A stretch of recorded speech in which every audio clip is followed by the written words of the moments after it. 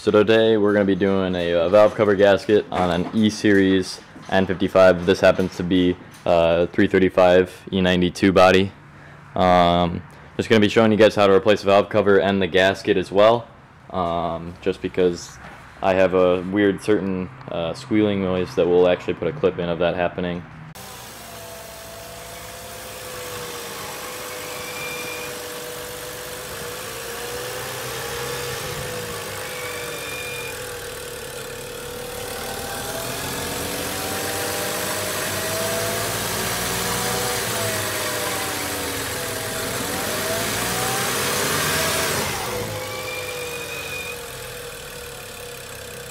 And we believe it's the PCV system. So we're going to go ahead and replace that, and we're just going to give you a step-by-step tutorial on how to do that. So basically I'm just going to start off by taking everything off, like the intake.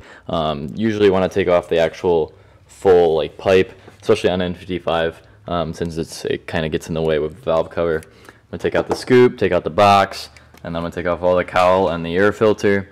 And then once I get that done, I'll check in and show you what to do next. So after pulling off my air scoop in the front, you can kind of see how it's a little bit oily. Realize that my thermostat gasket, which is this guy, that connects to the oil filter housing gasket, or the oil filter housing, is actually leaking, and it's throwing oil all over my belt, and then it's flinging up everywhere. So that will be probably the next DIY we do. But as you can see, I took off the cowl and the filter and whatnot, got the intake out, and then we're just gonna, and then one thing with the intake, if you're running an oil catch can like I am, you're gonna need to just take off your piping that you have connected here, and also into the intake pipe. This little piece here goes into that. But if you're still running the stock PCV system, which I suggest you get an oil catch can if you are, you're just going to need to unclip it with those 4 clips that are right here. Then it will also have another little thing that goes to here, and you're going to want to unscrew it from the pipe and then just pull the pipe out. There's only one little tiny screw into that pipe there for that pipe, and then it just comes off the gasket.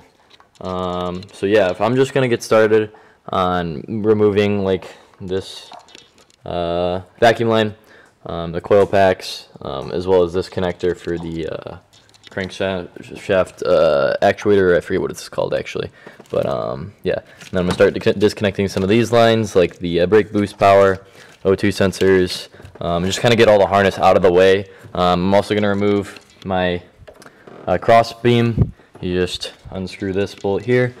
You gotta take a flathead screwdriver and twist this, and then there will be another bolt that you just kind of loosen. You don't have to take it all the way out.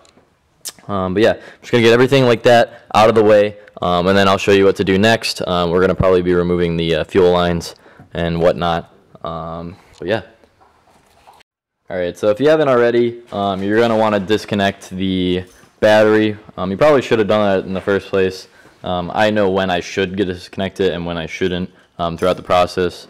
So what I've already done so far is I've disconnected the breather hose, just so that gets out of the way of the corner here.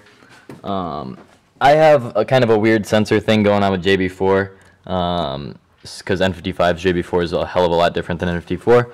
Anyway, so I have these weird 2 wires that run and splice into my fuel rail connector and my fuel rail line, stock connector. Before you disconnect those, you're definitely going to want to disconnect your battery now. I've also disconnected all of my O2 sensors, as well as my brake booster sensor, not my brake booster, my boost solenoid sensor and whatnot. Don't worry about this. This is for O2 sensor hack to pass emissions, but I can also do a tutorial on that as well. But anyways, I'm just going to keep pushing on, get most of this stuff cleaned up out of the way so we have room to start working on the fuel rail. And then from there, I'll show you how to pull the valve cover. Okay, now that I've got everything cleaned up and pretty much out of the way, I'm going to start pulling the harness. I've already kind of gotten started, just pulled the 2 bolts that hold it in. I'm going to unplug the injectors, so just a little plug there, if it would focus. I'm going to undo the grounds. In this case, on mine, I broke my ground bolt, so I'm going to have to undo that one. Either way, same thing. I'm just going to undo all that, and I'm going to pull this harness up, and then I'm just going to see it routes over there. That's over there. I'm probably just gonna pull it over and put it over where everything else is. But yeah, once I get that done, I'll show you how to pull the fuel rails, and then we'll get started on pulling the valve cover. Alright, so I'm just gonna show you guys how to pull these injector lines. They're the injector wiring power. People struggle with them. Basically, you want to take just a flat head. There's a little tiny pick. You just want to kind of wedge it out, and then you just want to pull. Don't be afraid to pull a decent bit harder. You just want to pull and wiggle, and it should come right out.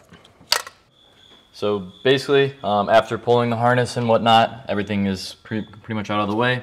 Next step is pulling the fuel rail. I recommend pulling this one first. You're definitely going to want to have paper towels and other stuff nearby, just because it's going to spray all over the place most likely. Make sure your battery's disconnected, because if it isn't, and you go to pull this and the fuel pump primes, you're going to have a fucking mess. This is a 14 mil here, and then a 17 mil for the actual rail itself. Okay, so after pulling all of the fuel lines, you're just going to want to unscrew the fuel rail from the actual block, or the head, sorry. So I believe these are 11 mils, either that or 10 mils, one or the other. Actually, it might be 12 too. But there's 4 of them. Just want to unscrew that, and then you can completely pull the fuel line. That does still have a decent amount of fuel in it, so when you do decide to pull it, be prepared to spill some fuel. I would have some paper towels ready, and just some other stuff ready, just in case it does spill.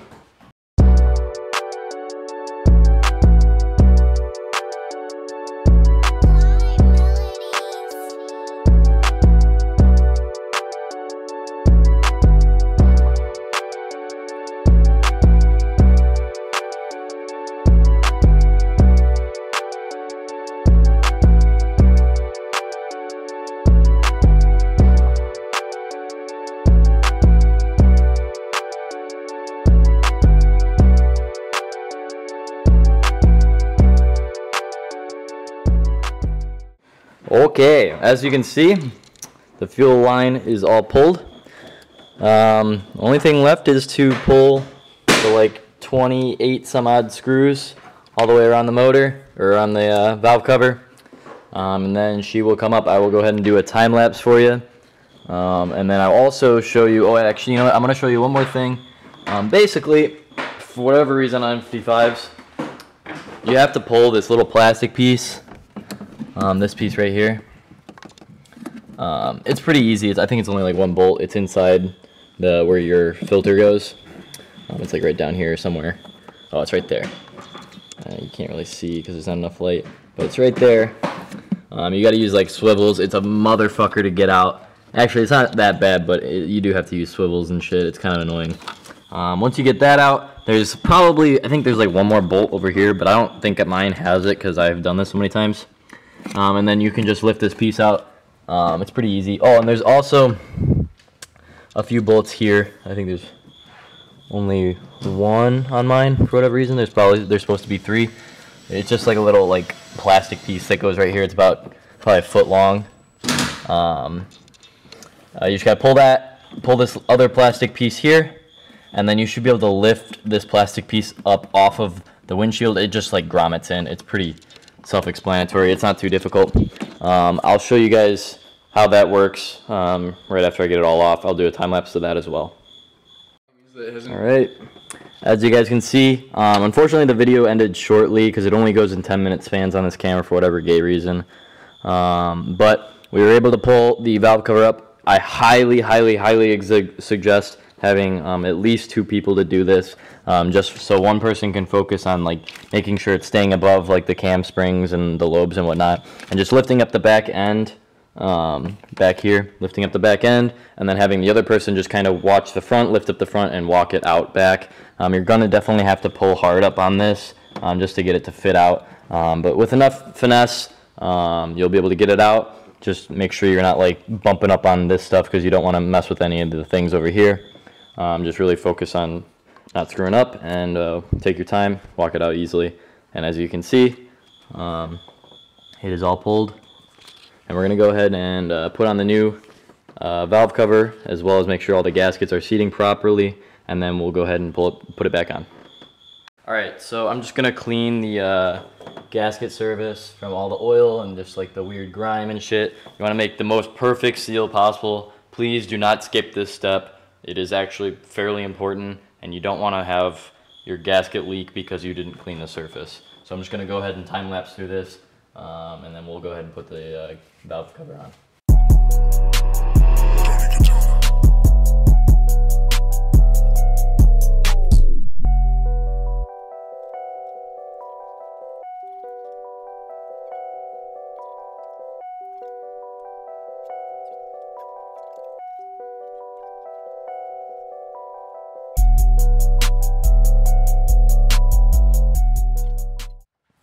Alright, on your valve cover or the new valve cover, whether it's new or not, just make sure the new gasket or the gaskets are all seated. On an N55 there's 4 separate gaskets, the one big one that goes all the way around, and then the 3 in the center.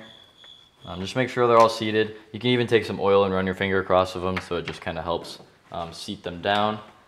They will kind of pop into place. But yeah, we're just going to go ahead and send this bit on.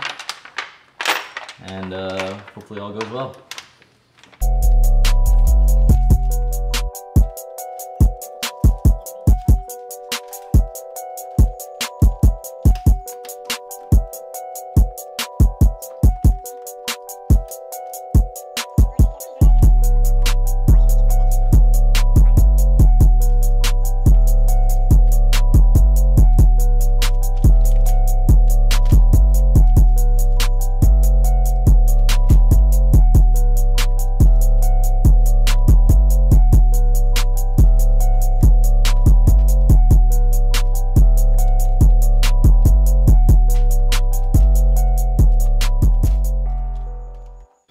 Alright, so after the valve cover is seated, you're going to want to just kind of run your finger across all of the gasket just to make sure it's not kinked in any spots, especially in the back here. That's pretty much the most prone spot for you to fuck up, and it might be that I actually fucked up or not. I think I did, yep. So we're going to have to pull this back off and then reseat it because it's not fully on.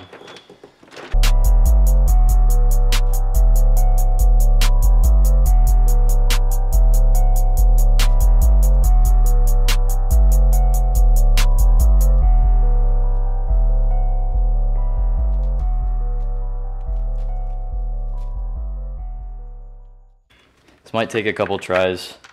Trust me, it's well worth it to make sure that that gasket is seated, because it's not fun putting it all back together just to have it leak again. Make sure everything's good. We'll try it again.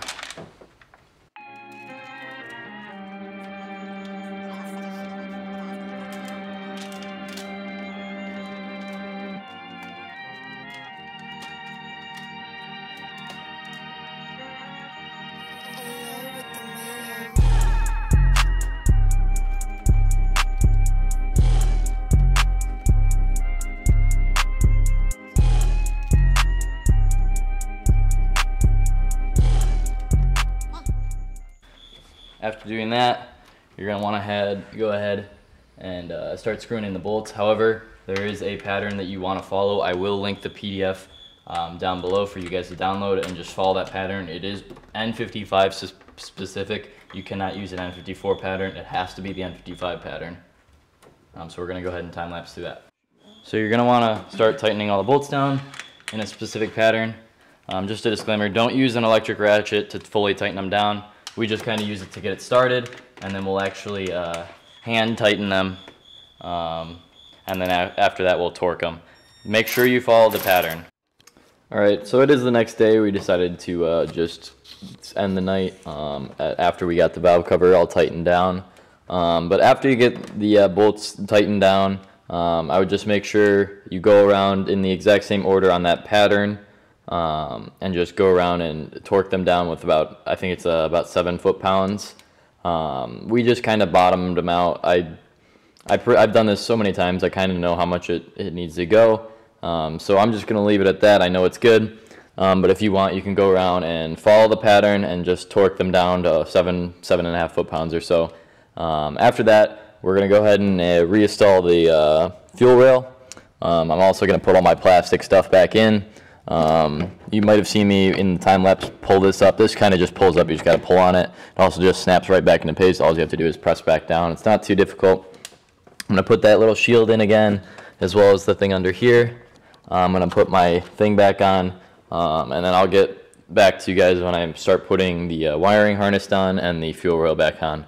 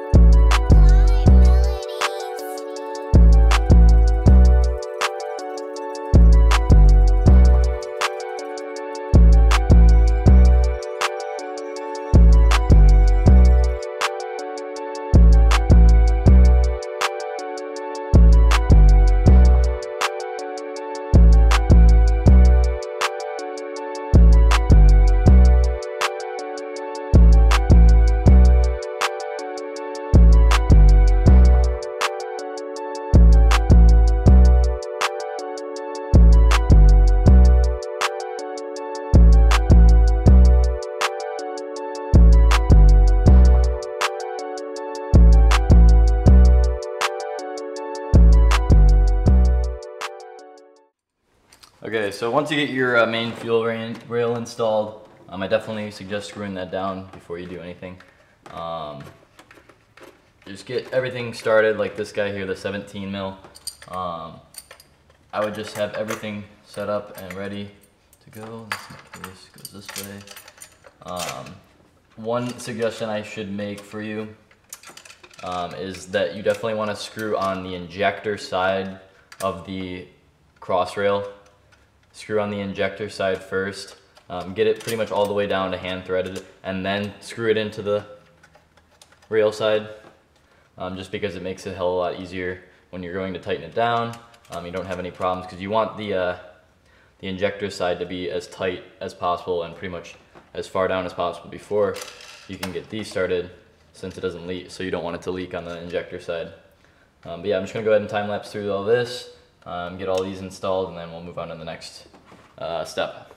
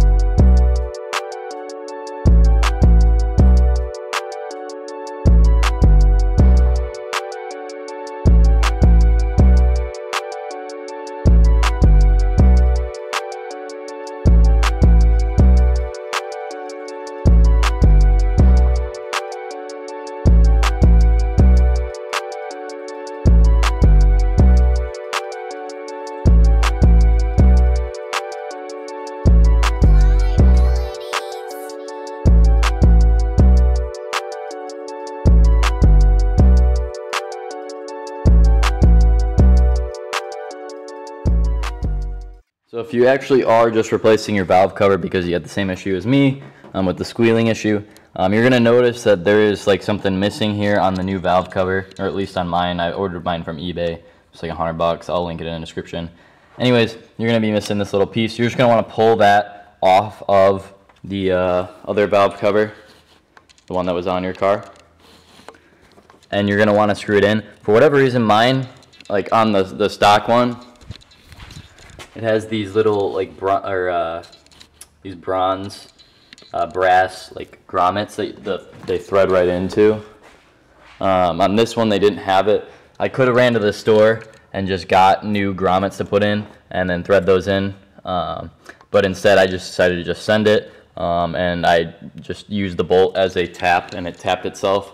They aren't super tight, so hopefully it won't leak, but I think it should be fine. It's just a little tiny gasket. It doesn't really need to be on there like super tight.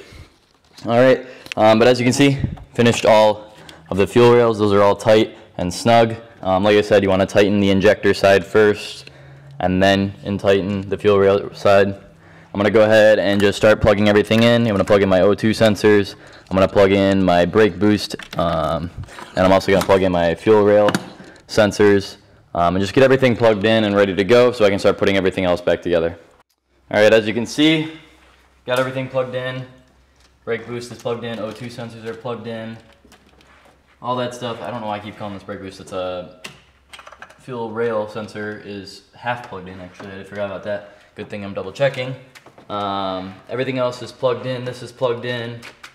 Got my vacuum line that runs across plugged in. Got my variable valve timing thing plugged in. I'm just gonna go ahead and plug in that fuel rail sensor, and then I'm gonna start doing the inlet, the catch can, and then I think we will be good to start it up.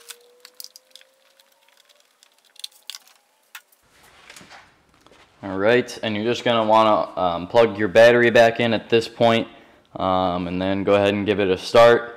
If you are misfiring or doing some weird stuff, it's possible that one of your coil packs or spark plugs either wasn't fully connected properly, or one of your injectors isn't fully connected properly. When you start it up, I would definitely just go ahead and look at all of the fuel connections just to make sure it's all tight and snug and not leaking anything. Make sure there's no misfires, and then of course always just check the gasket, make sure it's not leaking anywhere, and if you're also replacing the valve cover, I'm going to check this area too to make sure that's not leaking either. But other than that, I think we're all set. Alright, so I plugged in everything, battery's plugged in. Like I said, just double check over everything, make sure you're not missing anything. Your vacuum lines, the vacuum lines that connect to the valve cover over by the boost solenoid. Check your boost solenoid connections, check your O2 sensor connections, check your fuel rail connection, and just make sure everything's snug. Check your fuel lines, make sure all that shit's good, and then I'm gonna go ahead and start it up. It's gonna take a second for it to start, just because there's no fuel in the rail right now. So I'm gonna go ahead and actually unlock the car, lock the car, just trying to get the fuel pump to prime, so it'll be ready to start.